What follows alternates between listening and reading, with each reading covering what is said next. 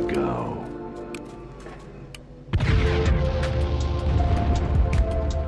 Sarge is back and he's got nothing to lose. This is Men Sarges War. Don't go away.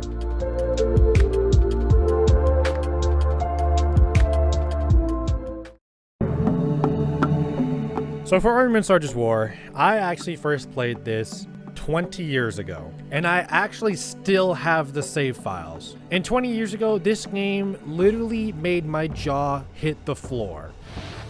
Never fight a man who has nothing to lose.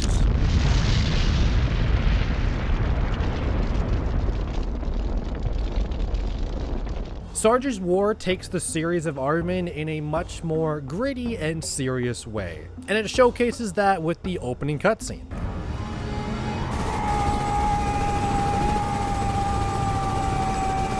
But how did we get here? Well, the story actually surprisingly continues off of Men Sarges Heroes 2 for the Nintendo 64, where Plastro actually is here. He's given up. He wants to sign a peace treaty with the Green. But while Plastro wants to sign a peace treaty with the Green and Colonel Grimm, not everyone under the Tan regime wants to sign peace with the Green. A Tan guy goes rogue and becomes the new Tan leader, and a whole new war breaks out. That day started like any other. Little did I know then, it was the beginning of the end for all of us. They attacked at dawn. Plastro's elite guard, hundreds of them, coming through that portal like a swarm of angry wasps. Bravo Company was a ragtag team of battle-hardened commandos. We got split up when the Tans fired the opening salvo. Me and my bazooka man Riff were cut off from the others. And I'm telling you, I've never seen a company with bigger balls than to start the story like this. Get ready for this, because I still remember to this day, 20 years later, the shock I had from seeing these cutscenes. Right off the beginning of the game, all of the heroes that accompany Sarge with the games die. Every one of them. Riff, Thick, Hoover, Bullseye, anyone you can name, not even the sex appeal love interest Vicky gets to make it. Holy smokes. As I made my way toward Ground Zero, my fear was then realized. Grimm, Scorch, Thick, Hoover, Shrap, and Riff. Dead. All dead. Please, Lord, not Sarge? Vicky. Hang on. It's gonna be okay. Looks like we won't be dancing at the ceremony tonight, huh, Sarge? Oh, Vicky. I love you, Sarge.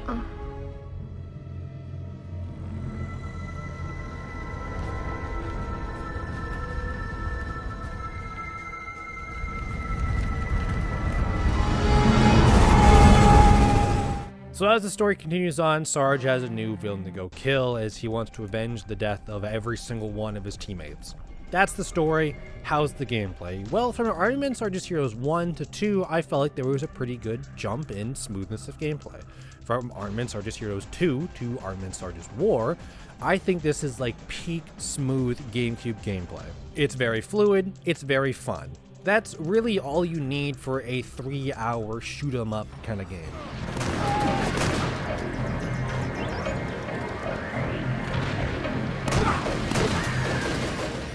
Lots of weapons to choose from. Shotgun, heavy machine gun was a great one, flamethrower.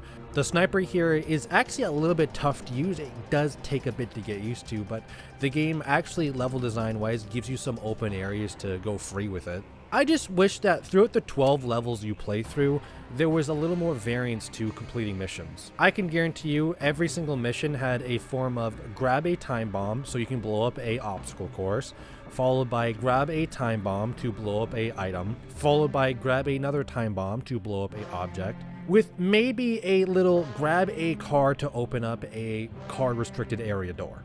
You do have super duper tiny things like rescuing teammates, but it never feels as impactful as rescuing teammates did in the older Armin games. Yeah, it's only a 3-hour game. What's the point of having variance? Well, I mean, the other Armin games were like just as the same length, and they had some variants in their missions. Here, it's just plainly hold L2 to auto-aim and hold down the A button to shoot.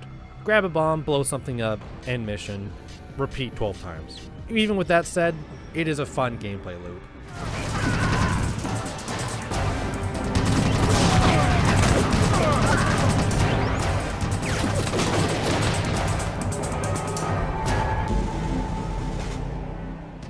I do wish there was a little more variance in enemies though. You have your normal guys that of course they all wield different weapons between shotgun, grenade, bazooka, you know, the standard type.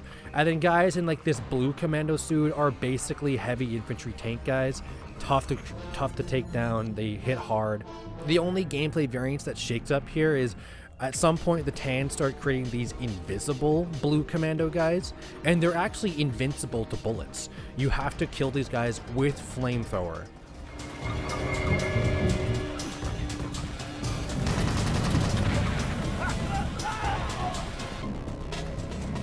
Presentation, this is really a double-edged sword here. I think it actually does some good stuff, but it's weighed heavily down in the end.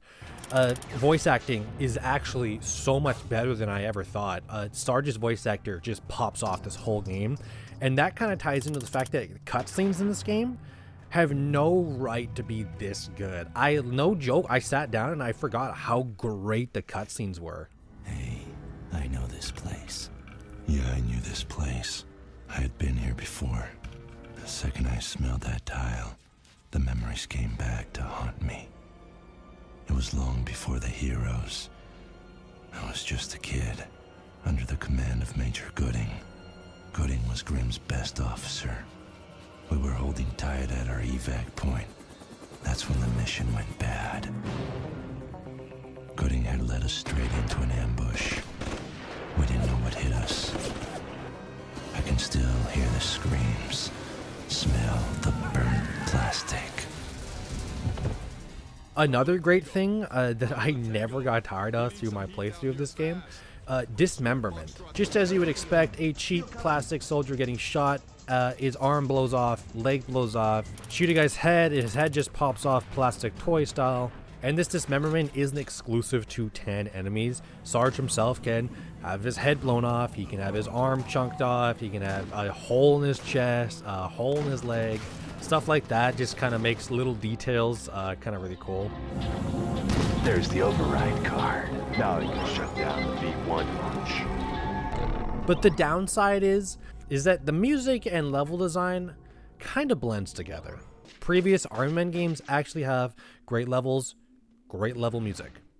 You don't really find that here. There are hints of old soundtracks, kind of popping up around the Men Sarges War OST, but I think the grittier and more serious tone this game goes for, I wish they would have just kept levels like a little more bright, a little more out there, and have the soundtracks be a little less actiony.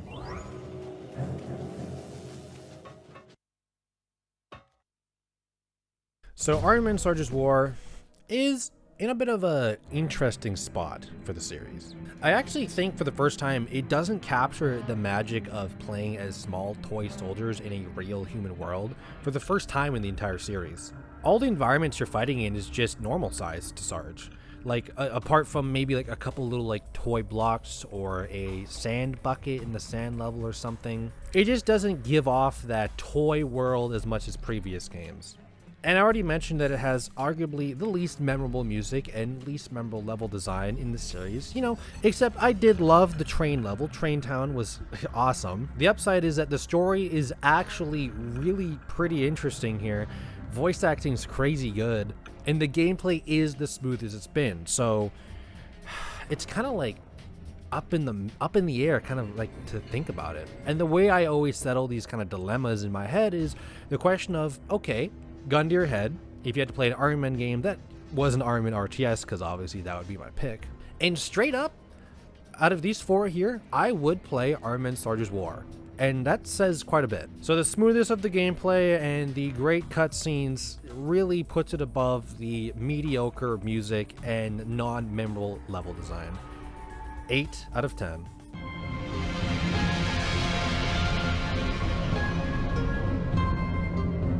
So that's it. Men Sarges War is done.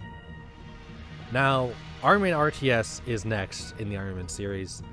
That is, I love that game. I've already reviewed it on my channel, although very long ago. I think it's like my third reviewed game on my game review list. So it will be nice to give that an updated feel. Although, on my game backlog catalog, when am I going to get to RTS? I don't know. But for now, I'm your host, Saber Planet Entertainment.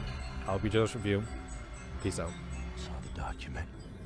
They were planning to detonate a bomb at the peace ceremony. Colonel Grimm and my squad were there.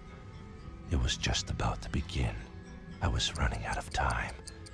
My mind raced as I tried to figure out where the bomb was planted. That's when he made his presence known. Yeah, what is it? It's been such a long time, Sarge. Oh, how I've waited for this moment. It was Malice. I recognized his voice from the tape. I was so hoping you'd be around to celebrate the peace signing. Malice, the war's over. The war will be over when I say it's over. I wanted to tell you that I've sent a present to the ceremony tonight. A little... What is up? I know what you're thinking. You're only here for the bonus Easter egg soundtrack I put in at the end of every video. But did you also know I have a donation page under Buy Me a Coffee? Donate whatever you want to my channel and I'll put half that back to an environmental charity. So that's that. Enjoy the music. Peace out.